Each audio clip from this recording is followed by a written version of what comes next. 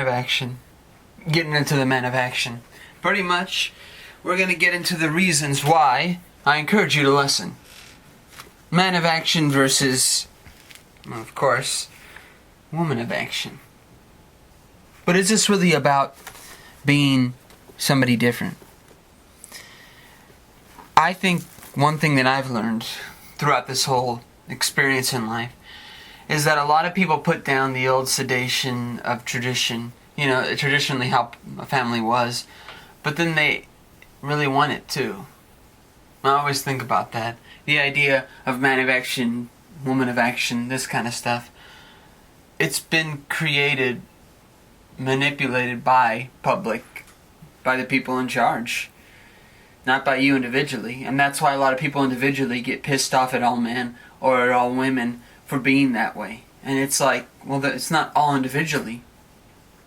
The one thing I've attacked always is the emotions. And not because I'm attacking emotions, but I attack people who attack emotions. Because I think, hold it, that's the one thing we have. Yes, we aren't the only ones that have it, but we do have it. So to ignore it and be like, no, we don't need to deal with those, it proves how selfish we are. I mean, how much more selfish do you gotta be unless you're saying, I don't want to deal with my emotions? Or anybody's emotions. How much more selfish can you be?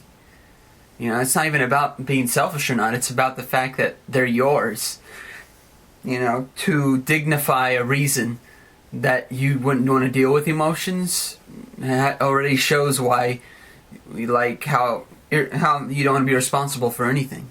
If you want to be responsible for your emotions, what else don't you want to be responsible for? I've been responsible for my emotions. That's fine. I can't be responsible for you being responsible for my emotions, and I wouldn't want you to. Thankfully, I've never told anybody, hey, be responsible for my emotions. I mean, that's what a lot of people do nowadays. They hand them over. But that's the whole man of action thing, I need a man of action, I hate this thinking, we can't keep on thinking. Well, we do think constantly, so that's impossible to stop thinking.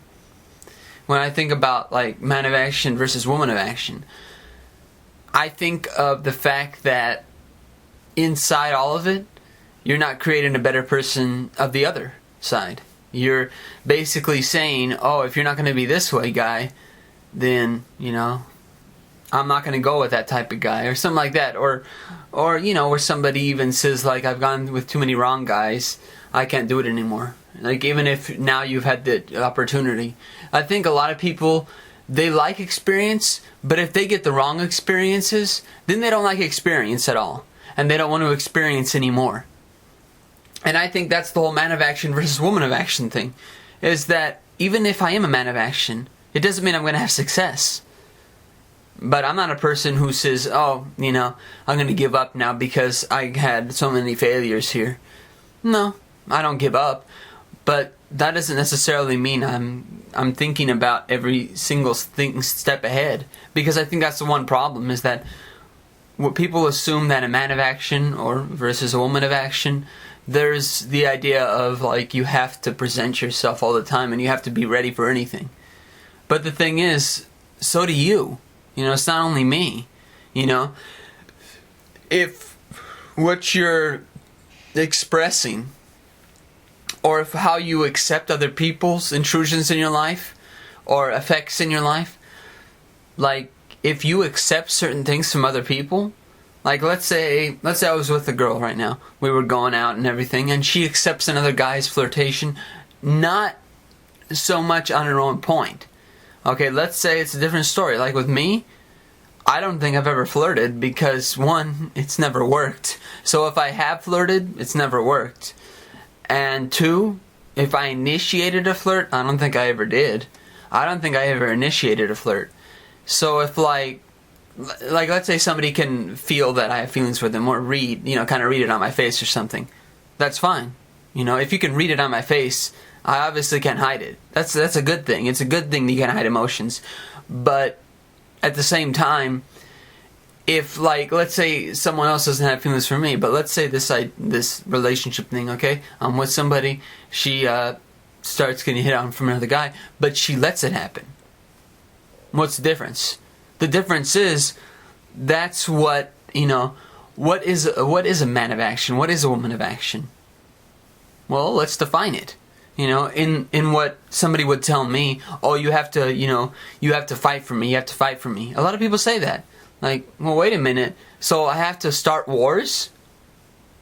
If somebody else is going to start a war for you, that doesn't mean they necessarily love you, because I've noticed that with a lot of the music I listen to, is that there's this war and like triumphant battle cry in these voices.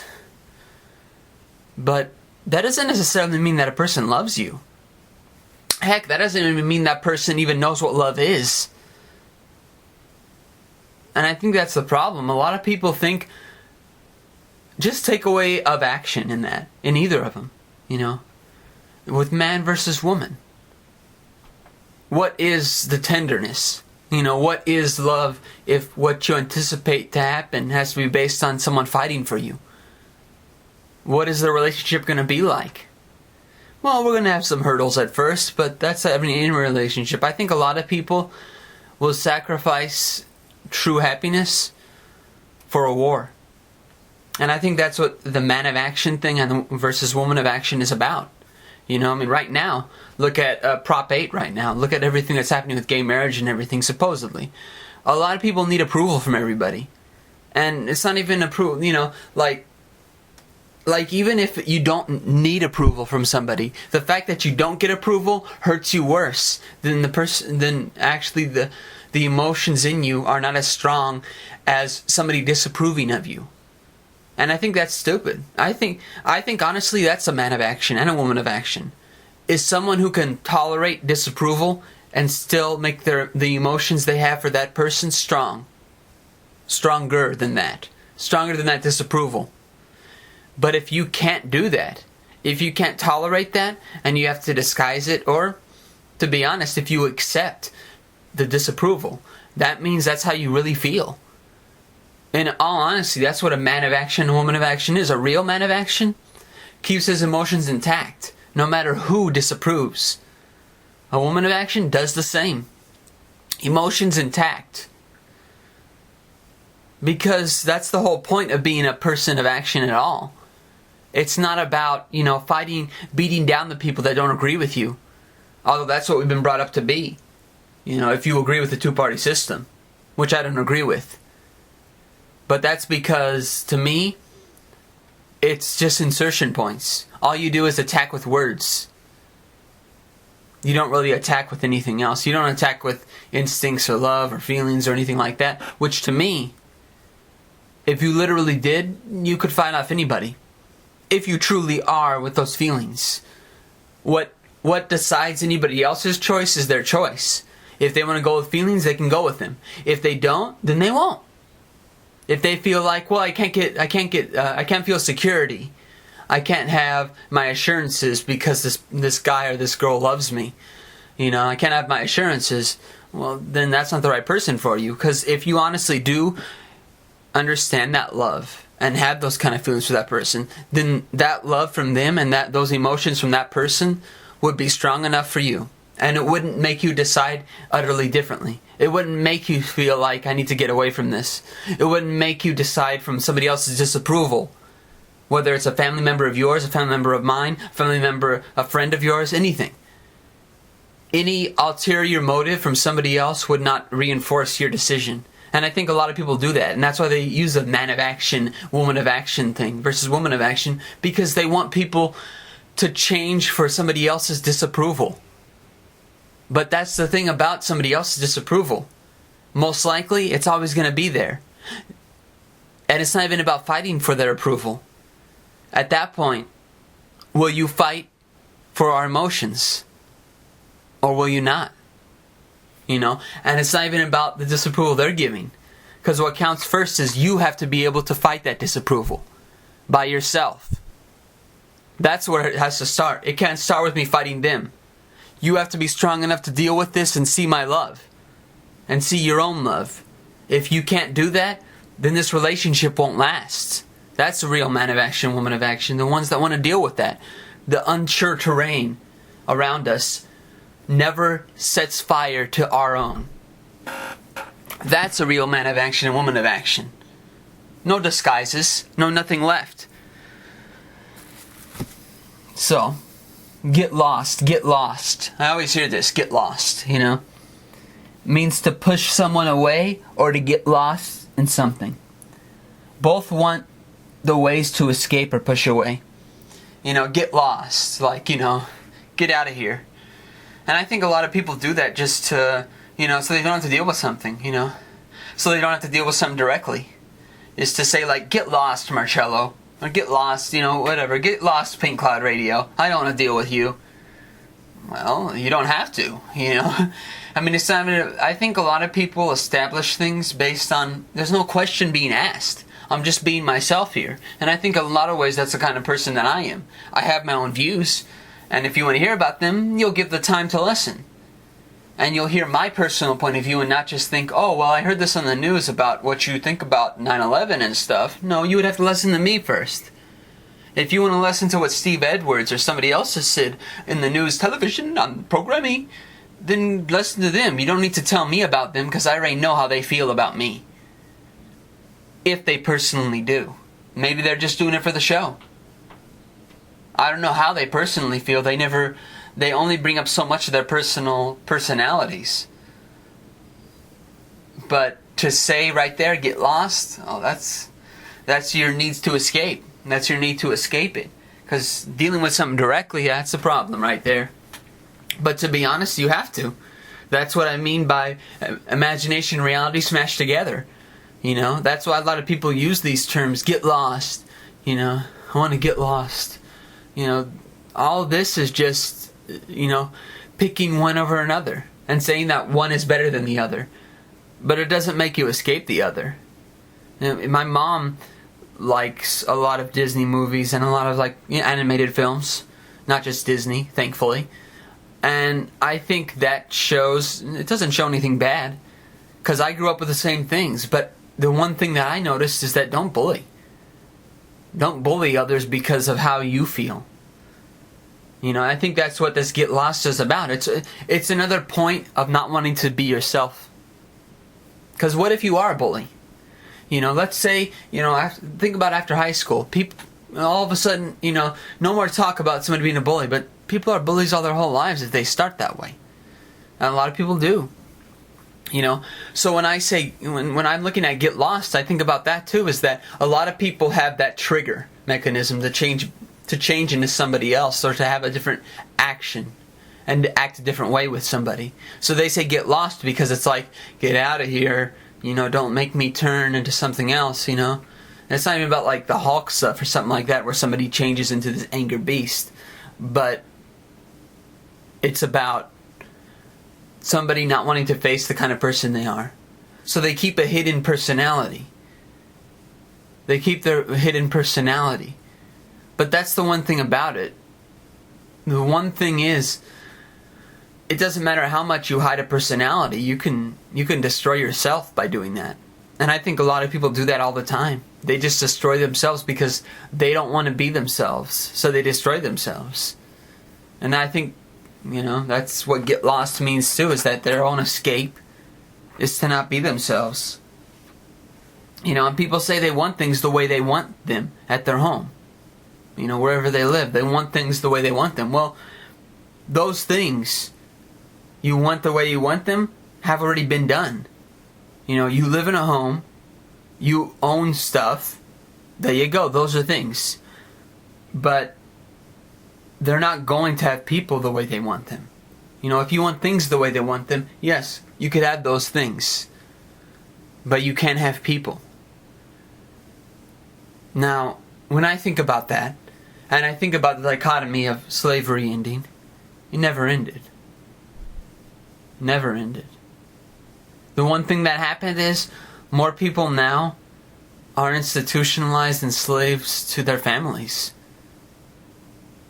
to the country, to the debt, to the Federal Reserve, to the government, to all these things that are part of our system.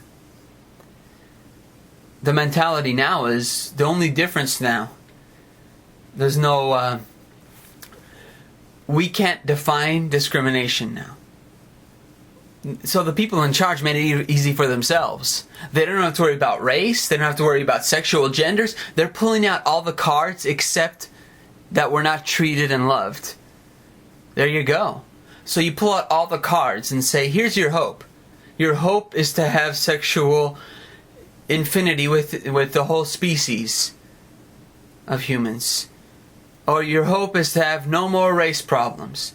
Well, who created the definition of race? Governments did. Marriage. Who created that? Would you have created that? I don't think you would have. If you truly love someone, you don't need a piece of paper to show it. You certainly don't need a nice, shown apartheid at a church to show it. You just need love. Everyone needs it. So when your idealism is bought off by government telling you this is the kind of stuff you need, I mean, what else are you going to believe, Because if you know that our country has gone bad, why would it do any better for you? Just saying. That's why I don't believe in hope. Because to me, hope is brought up by our politicians all the time. I hate hope. I throw hope in the trash can. I just have love. No hope. Hope for what? Why should I have hope? I already have love. I'm already above hope. I don't need hope with me anymore. I already have the love. I already have love. So I don't need hope. Bye hope. Don't need you.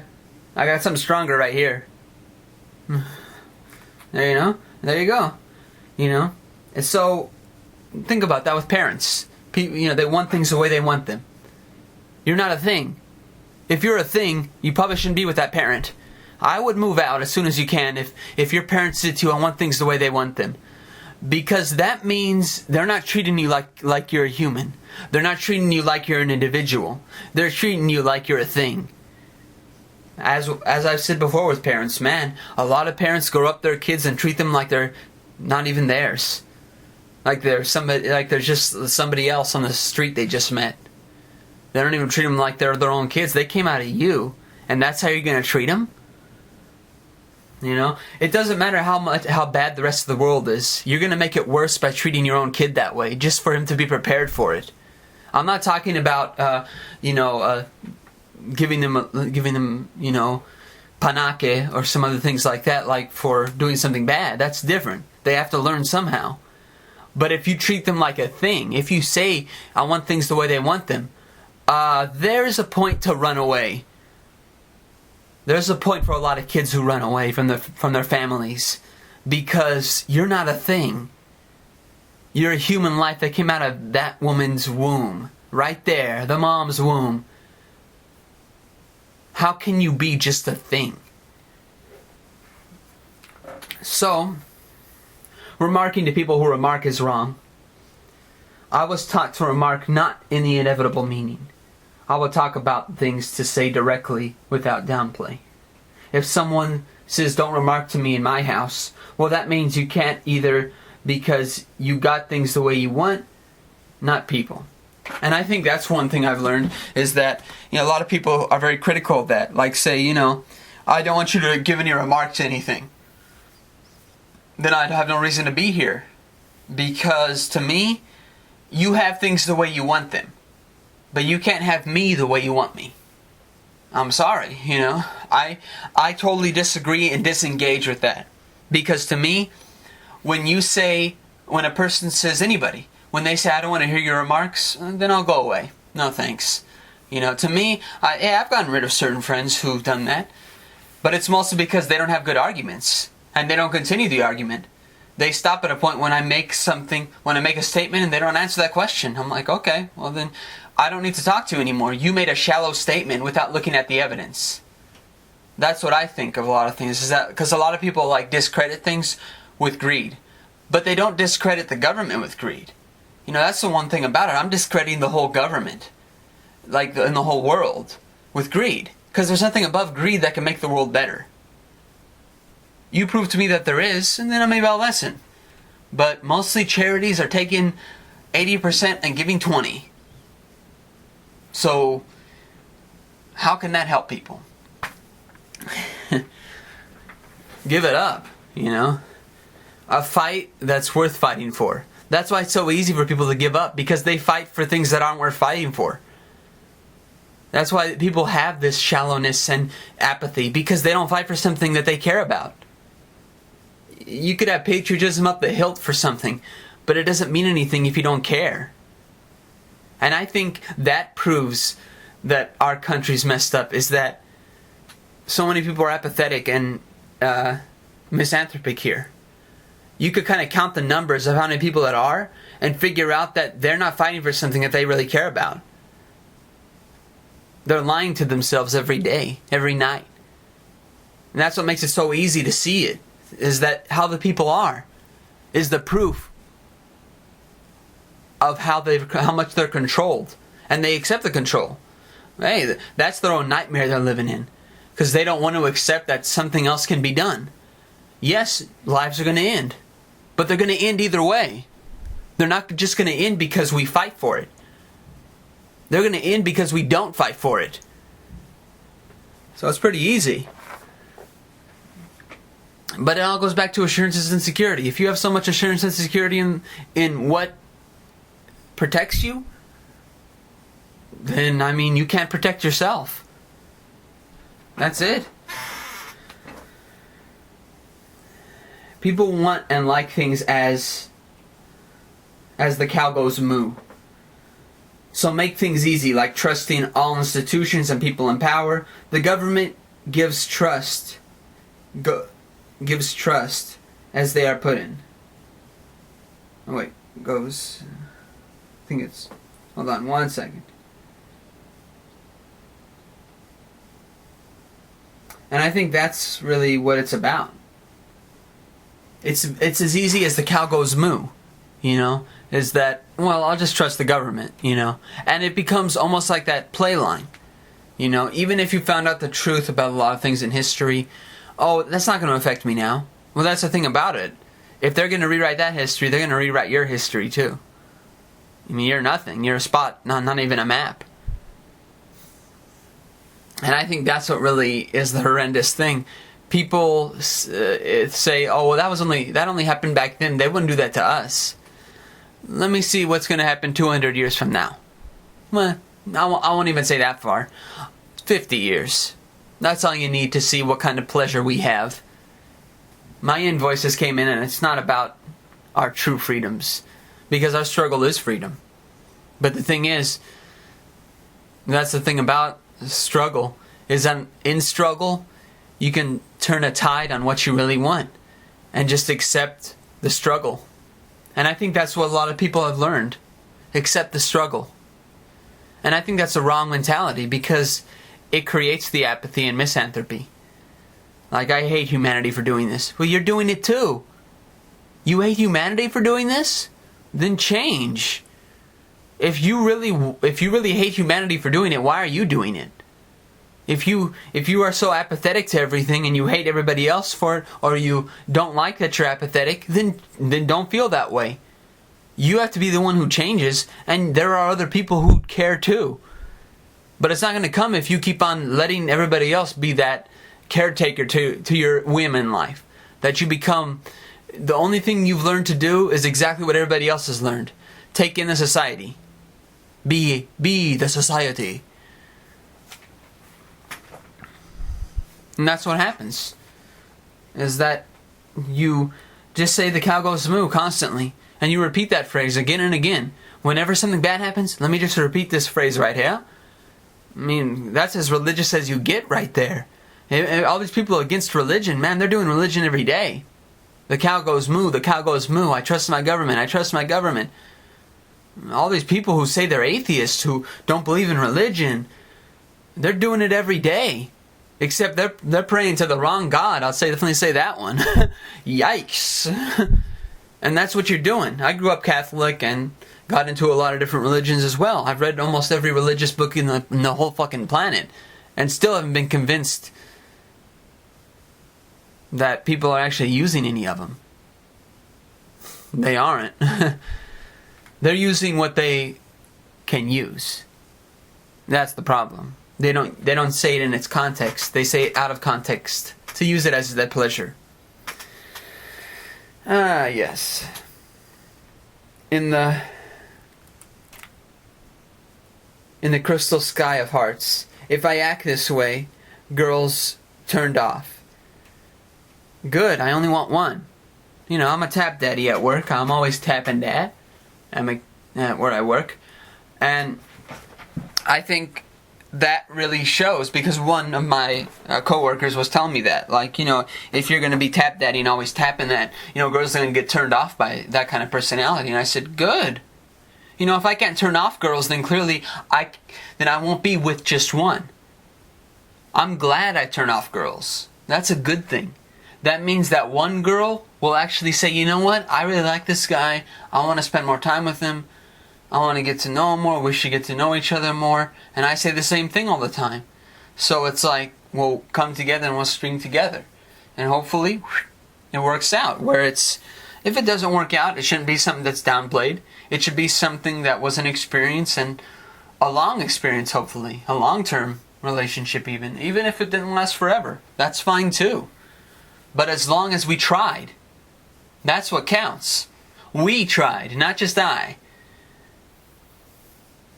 But I do think that having individual answers too is important. So when I say we, I mean that we tried because we wanted to. Each of us.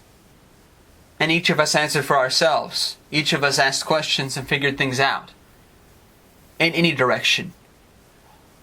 But you have to answer those questions. You can't vindicate it and say, nope, not going to answer that. Then it's an obvious statement of, well, you're thwarting me. You're thwarting my attempt to want to be with you. Now, why would you do that? And that's what it has to do with. A lot of it. A lot of it is that kind of idea, I guess the stampede of emotions that people supposedly deal with, but they don't really.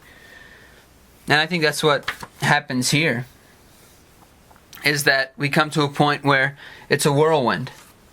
What my family thinks of you or friends, don't pretend to make me be that same. Because I think a lot of people do that. Like, oh, well, if your mom's like that, if your grandma's like that, then you must be like that too. No. Actually, I'm complete opposite. I think my parents did wrong, and my mom even agrees. She did wrong in the relationship she went through and everything. The way she grew me up, she's glad she helped me with my emotions, feelings, sensitivities, and helped them grow more. Because she did an irresponsible thing. She did, the first time she was in love, like I said, she one-sided. That's not a problem, though. If you could deal with it, I think she just went too far with it, got married and everything, and it didn't work out. But it wasn't a huge breakup. It was more like, oh, okay, it's just one-sided feelings. Not a big deal. It wasn't, even she said, it wasn't that big a deal. It was just a learning experience that didn't go so well. Second one, for escape. And that's the problem. Escape insecurity, if that's your only reason to want to get married, yikes. That's why I never say I'm just looking for somebody that knows how to cook. Oh my God, stupid. I think that's one of the worst excuses to get involved with somebody. Hey, they can cook. Oh my God, that's your reason? That's a very bad reason. No matter what orientation you are, if that's your reason, damn. Yikes, you know? Call it what you like, that's worse. And that's the proof that I'm not like anybody in my family. In that effect. Because if I was going to base things off of a physical manifestation of what you can do, only. I'm not saying the physical has no means whatsoever. It does. But to imply that it should be the implicit thing that matters. Oh my God, throw it into the sink. I could make my own food, don't worry. I'm not that good at it, but I'll be responsible for what I do. And look at that. You built from you as you don't trust your family. And friends based bias on who I am. A picture-perfect image of expectations. Why having them is wrong, setting conclusions and assuming someone you know does or will do the same. I think that's what really happens a lot of times. Is that, and I think that's why some friendships have ended in my life too, because a lot of people assume the biases that they had on their own or from somebody else. Oh, well, I don't know about Marcello there. Well, hold it there. Do you know him that well, or are you just saying that from a specific vantage point? Because that's what I think you're doing, like a sniper rifle in a video game. You're just pretty much looking at it from a distance and saying, I know that. All you know how to do is shoot. I think that's what a weapon really represents. Is that it can be shot at long distances just like an opinion. Just like a personal thought on what a person is. And I think that's what happens there, is that it becomes the kind of implicit reaction. Like, everyone's a weapon now. Everyone's a gun. And that's what happens there, is that their personal bias, their own trust in their own family, hurts anybody else. So, like, if I were to say, hey, Marcello, let's say if I was going to talk with my friend, hey, do you trust your family members? They say no. I said, but do you trust me? And then there's that kind of, I'm not saying do you trust me individually, but do you trust me to be myself? Sometimes they may give a true answer to that. A lot of times they may not. And I think that's what happens with a lot of these things, is that many people hold it in their gut that they don't trust their families, or they don't like how their families treated them, and they use it with anybody else. They use it with anybody else. Hey, here, Marcello, let me show you what I got here. I don't trust you because of my family. What the hell? Well, then you probably shouldn't know me too much, because I don't base my opinion off of what the disapproval comes from anybody else. Obviously, I don't care. But I'm not going to move forward and move backward because of those people too. And I think that's what happens with a lot of people. I mean, just look at the kind of things with the shootings that are going on and everything else. People are backpedaling or front-pedaling with other representative thought or ideas. They listen to something so completely, or they don't listen at all, and they pull back because they're pushed down too hard. We're already living in that. This isn't about higher class, lower class. We're already pushing everybody. The weight is so heavy. I mean, everyone wants to fix things with only rules, laws, and regulations. And I think that's what happens here, is that we get into a mode of like a picture-perfect image of expectations, and that's what's wrong. There's setting conclusions. There's assuming someone does or will do the same thing. And people say, oh, assumptions make you an ass. That's why there's ass in assumptions. I agree. But the thing is, even your assumptions may be wrong too. And most likely they are, because they're about what kind of person I am independently. Even if I'm not independent completely on the surface. I may not be independent. I'm living with my mom.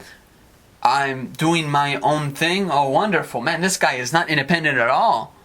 Yeah, he looks like he's so dependent on everybody. I may not be making the money figures that your father made or your mother made. But I'm no different from them. I'm no different from them in that form.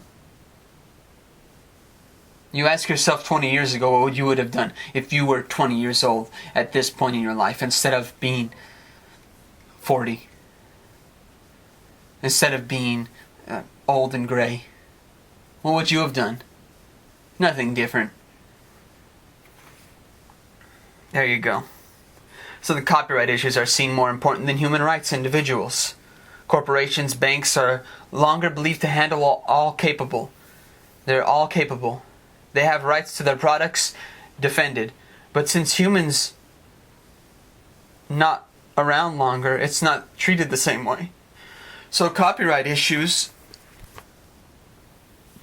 I don't agree with them. I agree that there's individual rights to them, but not institutions' rights. And I think that's the one thing a lot of people get cluttered up, that corporations and banks are, independent of what the government does, when in fact they got the hand in the cahoots together. They got everything together in that thing. And I think that's why a lot of people say, like, business is bad, government good. Neither are good. Especially the big ones. They're buying up all the bad ones, and they're saying kill the competition. Well, let's see. That doesn't necessarily mean anything's good. If you need to kill the competition, who's killing more competition? Not government. With the banks and corporations helping fund that killing. So, the dollar bill is just as bloody as the desert in the Middle East. And that's what, to me, copyright issues really stand for. I don't think there should be any copyright issues. But that's not because we shouldn't have any rights to what we own. But that rights aren't going to be based on whether, how long you've been around. And I think that's what a lot of people, and it shouldn't be based on loopholes, but that's the one thing about it. We live in, you can't have capitalism without anarchy. And in its own effect, this is the anarchy of it. Because we're not living in a free, open market. We're living in a market that's so stale, it's in reverse. This is reverse capitalism. It's the death of it, But it's happened before, so, leave the calling card, because all you need to look back at is the Roman Empire, its fall, and everything else. Although it's written by the winners. But there was no winners, so maybe they actually told some truths there. And that's the thing about it. So, back then, there was hardly anything else to defend. There was nothing else left. It was all gone. And I think that's why people say, truth is in the eye of the beholder. But the beholder is the one holding that truth. Got to get them to confess. Like the Lion King. Think about Scar. I think about that for a moment, because truth is in the eye of the beholder. But that's the one thing. Who's beholden? Someone's beholden to the truth, and they're not admitting it. I think that's why a lot of people say, oh, well, that's your opinion, and we should keep that on the table. But the one thing is, people don't really want to keep it on the table, because they don't want to admit the kind of sacrifices they'd be giving to other people. And I think that's what a lot of people do nowadays. What I meant earlier from people just giving in to the apathy, to the misanthropy. They don't want to see it for themselves how much they've given up. And that's why they don't admit to inside jobs or, the huge conspiracy, people trying to take over stuff. They don't want to admit to that because they don't want to admit to themselves that they've given up against that. So they'll just fight anybody else for any senseless reason. And they'll even fight, the only thing, even they don't fight in any way, shape, or form the same way they would if they hadn't given up. If they hadn't given up, you're giving up your life even worse if you give up. You're dead, pretty much. Because that's your passion right there. People will make the first move being let down in a relationship. I think about that too. And putting the responsibility on others in other relationships because of that failure. Similar thing to Catherine asking about my feelings later on. She's not responsible for my feelings, especially if she has said hers was a phase, which is fine. I didn't go oh, what a, I didn't say anything. I've cried for what happened with Christina. It didn't work out. But I cried way before she called. So when she called by the time, she said, you sound sad, but it doesn't sound like you're crying or hurt. I was. But the thing is, I was already crying from earlier. I was crying in the text message I was having with Christina. Because she was already doubting something without answering a question for herself. And I think that's what happened there. Is that once you have yourself pushed in a corner, if that corner makes you doubt the kind of person that I am, then you've already shown that it's not about me. It's not about me. And it shouldn't be. But it should be about what you want. And it's not about how your parents treat you. It's not about the disapproval from anybody else. But if you are painstakingly trying to get those people out of your life, the agitations, it's not going to come from a person who loves you. It's only going to come from you loving yourself and seeing the difference of what you approve of and what they approve of. It's not going to come from me approving of you, approving to them. I can't prove to them anything unless you prove something to yourself. That's what makes other people control you with their disapproval. Your disapproval, your acceptance of that disapproval, your admission to it and saying, yes, I agree with it. I love this disapproval. Bye. You don't need me. I only agree with approval. I'm not disintegrating against you, but I can't be there for you unless you have approval of yourself with me in any form, friendship or more. And I think that's what happened there. You can't change mine into a phase. If it never was, I am responsible for how I feel. I could take that up. But I can't tell you my responsibility. now. You want to know why? Because my responsibility now is not important because, it's only mine. It's my feelings. Obviously, there's nothing I need to do. There's nothing left to do. If it was just my feelings, then asking me right now what my feelings are, I already tried to tell you. I told you a few times what I could. If you believe it, you believe it. If you don't, well, I'm not responsible for you not trusting me. I'm responsible for all the actions I did and the repercussions I'm going to get for it. That's fine. I could take that up. But I'm not responsible for you thinking you have to be responsible for me. I would tell you if you have to be responsible for me. Oh, you know what? Can you be responsible for my feelings? I'll just tell you. I'll let you know. Raise my hand like I'm in a classroom. But I'm not going to do that unless you really have to be responsible for my feelings. That's it. She called me an asshole. She loves me. That's what a lot of people think right there. I'm thinking on relationships, one-sided and learning to love. I don't agree with those ideas, actually. That, you have to learn to love. I don't agree. I think that with that kind of idea, that kind of mentality, to say that, I'm going to learn to love. I don't think that's true. I don't think that's possible especially if you're trying to be responsible for others' feelings and you don't want to be responsible for your own or something like that. I think that if you create something more out of what your responsibility is, then you don't even know what yours is. Then you don't even know that this other person is just doing what they have to do. There's no choice. Sometimes there is no choice for another person in your life. And you have to accept that. You can't deny them their expectations because of yours. And I think that's what happens with a lot of people. That's why we get back to the apathy and misanthropy, is that, oh no, I want my expectations met. My only expectations are the ones that I have in the relationship, not what I am before. You're going to meet my expectations before you get with me like that. Before you get with me in a relationship, you'll know my expectations. I'm doing them already. Reading, writing, running, listening to music, doing these audio, doing Pink Cloud Radio. You already know my expectations. I don't need to fulfill them with you. You need to fulfill them with yourself about me. And then we have expectations together that we grow together. Like a plant, like a tree. But they're only going to grow together if you stop seeing expectations as something that stops you. It's already here. I'm being myself. There's no more expectation I could ask you for.